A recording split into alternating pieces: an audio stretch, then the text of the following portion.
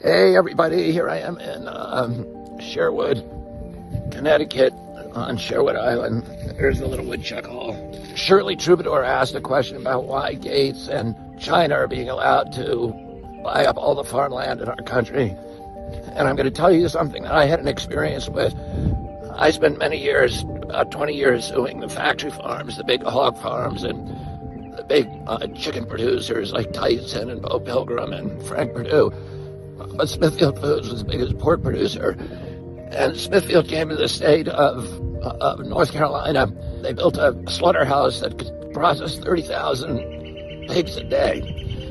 And then they had a partner named Wendell Murphy, who was in the state Senate, and he passed 28 laws in the North Carolina State Senate making it illegal to sue a factory farm. He left and went into partnership with Smithfield, created a way to raise pigs, instead of raising them on farms, to raise them in warehouses called Murphy 1100s.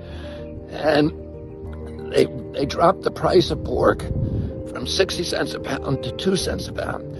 It put out of business all 28,000 independent hog farmers in the state of North Carolina, and it replaced them with 2,200 factories, all of them either owned by Smithfield or contracted to Smithfield. The only farmers who could stay in business were farmers who signed that contract with Smithfield to mortgage their homes, to put those big hog sheds, the Murphy 1100s, on their property, and then they lose all control. They become serfs on their own land.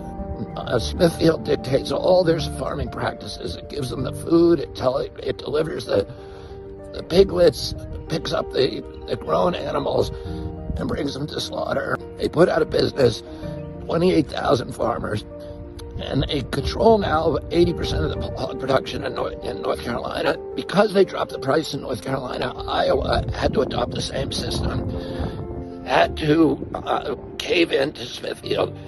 They ended up taking control of 80% of the hog production in our country. Then they sold themselves to China. So now China owns all that hog production in America, and it controls our landscapes. And that's the end of Thomas Jefferson's vision of an American democracy rooted in tens of thousands of independent freeholds, each one owned by family farmers, each with a stake in our system of government.